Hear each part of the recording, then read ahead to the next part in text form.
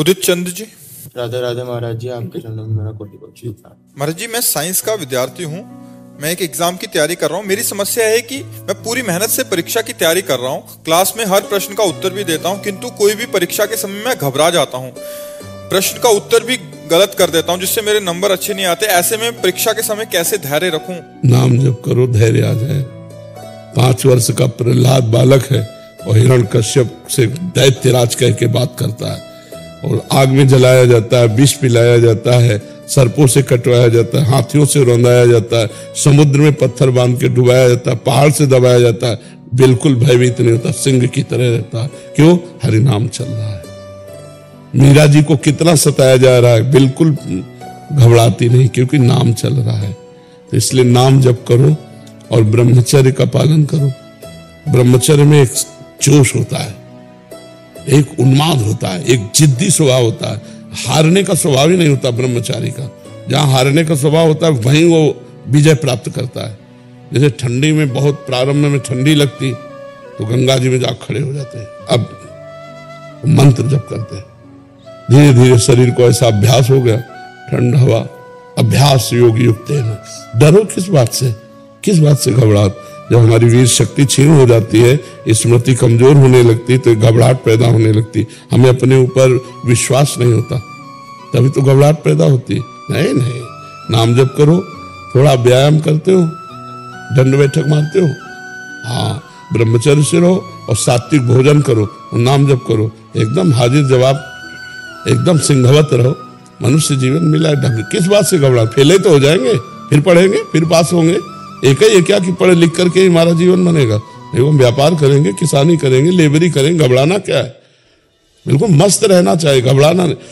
बहुत याद करो, घबरा गए तो भूल गए। महाराज जी, बहुतों का प्रश्न है। हाँ, काफी जो बच्चे होते हैं पढ़ते हैं, वो मेन इंटरव्यू में या मेन परीक्षा में, हाँ, घबराने की क्या जरूरत है? पढ़े जो हमने पढ़ा लिखा है, अगर हम घबरा जाएंगे तो पढ़ा लिखा जो भी है वो भी भूल जाएंगे। इसलिए घबराने और इससे रोकने के लिए नाम जप की जरूरत है, ब्रह्मचर्य की जरूरत है, सात्विक आहार की जरूरत है, और अपने को स्वभाव को बदलने की जरूरत है। लूज स्वभाव नहीं रखना है, एकदम कट्टरता से उत्तर देना। जितना आता है उतना उत्तर दिया, फेल हो गए, कोई बात नहीं, आगे फिर पढ़ेंगे। महाराज जी, उसमें 2 कारण बच्चे बताते हैं। वो कहते हैं कि एक तो 1 साल पूरी परीक्षा के लिए तैयारी की, दूसरा माता पिता का 1 साल पैसे लगे और फिर फेल हो गए, और समाज का और माता पिता कुछ नहीं सोचना चाहिए, कुछ नहीं सोचना चाहिए। समाज क्या समझे? प्रेशर तो दिमाग में हमारे पड़ रहा है, समाज से क्या? पहले फ्री हो जाओ, एकदम मस्त, फेल होंगे या पास मुझे कोई चिंता नहीं, पहले ऐसे फ्री हो और फिर जाकर के करो तो पास हो जाओगे। पहले कहीं फेल ना हो जाऊं, फेल कैसे हो जाएंगे? हमने पढ़ाई पढ़ी तो दंड बैठक मारो, सात्विक भोजन करो, ब्रह्मचर्य का पालन करो, नाम जप करो, सब कुछ ठीक हो जाएगा, बिल्कुल घबराहट खत्म हो जाएगी। महाराज जी, ऐसे में आगे चल के फिर वो गलत भावना आ जाती है। हाँ, अब जैसे माता पिता डांट रहे हैं और मित्रजन उपहास कर रहे हैं, और उसका डरपोक स्वभाव तो लगता है अब सब कर लो, यही ठीक है। बच्चे इसी में पहुंच जाते हैं फिर कि अब यार कैसे दोस्तों के बीच में मुंह दिखाएं, वो कह रहे हैं कि लो हम पास हो गए, तुम फेल हो गए। माता पिता घर जाओ, देखो ना वो पास हो गया, इतना रुपया लगाया, और वो बेचारा डिप्रेशन में बच्चा चला जाएगा, या तो फिर की सोच लेगा। ऐसे नहीं करना चाहिए यार। मनुष्य जीवन मिला है, बड़ा मस्त जीवन रखना चाहिए, इसमें नहीं कमजोरी नहीं लानी। हम कहते प्रमाद नहीं, प्रमाद और मस्ती में अंतर है। प्रमाद नहीं, अपनी पढ़ाई में पूरा मन लगा करके पढ़ो, और उत्तर देने को हो तो सिंहवत उत्तर देना चाहिए। सिंहवत तभी दे सकते हो जब ब्रह्मचर्य हो और तुम्हें विश्वास है कि मुझे ये चैप्टर बिल्कुल रमा हुआ है। कभी कभी दीवार से उत्तर देना चाहिए, अपने आप से प्रश्न करे कि मानो ये प्रश्न होगा तो उसका उत्तर खुद देना चाहिए। दीवार को मान ले टीचर और उसका उत्तर दे, अभ्यास पुष्ट कर रखे ना। एक आर्मी में जाने वाला आदमी इतने किलोमीटर दौड़ना, इतनी छलांग मारना, इतना करता है ना रोज, तो हम अपने स्कूल के विषय को जानते हैं कि इसी विषय पर प्रश्न होगा। ऐसा तो है नहीं कि प्रश्न आप जिस क्लास में पढ़ रहे हैं उससे आगे वाले क्लास का आवे, उसी क्लास का आएगा, उसी जो अध्ययन कराया गया है उसी में आएगा। तो हम तैयार रखें, इतना मोटा ग्रंथ हो तो भी हम तैयार रखेंगे। हम अपने दिमाग को दबाते चले जा रहे हैं, उसको गंदा करते चले जा रहे हैं। अगर हम अपने दिमाग का प्रयोग करें तो एक बार पढ़ लें पूरा, हमें एक बार कोई बात सही ढंग से बता दो और हम उसको बिल्कुल ऐसे सुन ले, ऐसे फिर आप 50 वर्ष बाद पूछ लेना, वो बिल्कुल रिकॉर्ड मिलेगी। बहुत बड़ा पावर है, पर वो हमारा पावर छीन हो जाता है जब हम गंदे आचरण करने लगते हैं, गंदा भोजन करने लगते हैं, गंदे व्यवहार में चले जाते हैं, तो हमारी स्मृति छीन हो जाती है। स्मृति जागृत हो जाए तो कई जन्मों की स्मृति जागृत हो जाती है। आप डरो मत, बलवान बनो, ठीक है। अरे जी, इसमें आपने एक कारण बताया, मूल कारण ब्रह्मचर्य। हाँ जी, सबसे बड़ा तो यही लग रहा है अभी कि 100 में से 95 तो इसी में। ब्रह्मचर्य जो होता है एकदम उफान मारता है, जैसे सांप को छेड़ दो फुसकार करे, ऐसे होता है ब्रह्मचारी। जरा सा उनके अपमान की वृत्ति कर दी ना परशुराम जी के पिता, काट के फेंक दिया। 21 बार क्षत्रियों को विश्व के क्षत्रियों को, उनका ब्रह्मचर्य ही तो था।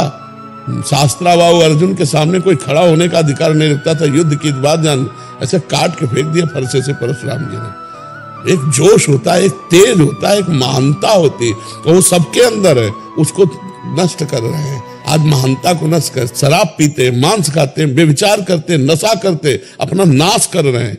अगर अभी संयम से चलो, अभी उठ जाओ। न संयम है, न नियम है, न धर्म है, न भजन है, बस वही व्यभिचार, वही खान पान गंदा, वही सोच गंदी, तो फिर निकलते चले जा रहे हैं। उनके जो दैवी संपदा है वो सब निकलती चली जा रही, आसुरी संपदा बढ़ती चली जा रही।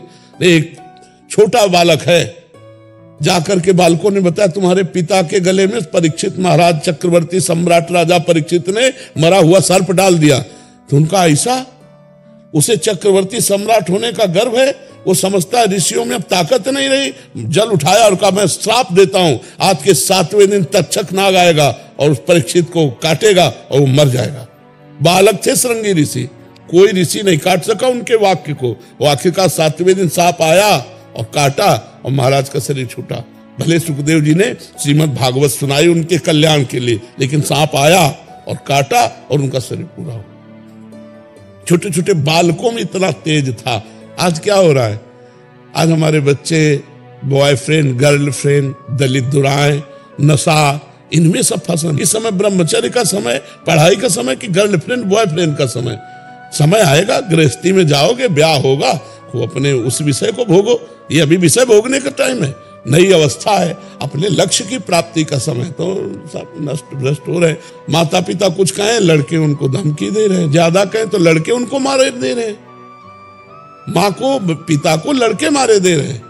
आज शासन खत्म हो रहा है, इसीलिए सब न अपने ऊपर शासन है, न माता पिता का शासन मान रहे हैं, न शास्त्रों का शासन मान रहे हैं, तो मनमानी आचरण करके भ्रष्ट होते चले। अब वो धमकी दे रहे हैं माता पिता को, बेचारे प्यार में चुपचाप दबे रहे हैं, और इतने दबे हैं, कोई डंडा मार रहा है, कोई घर के बाहर निकाल रहा है।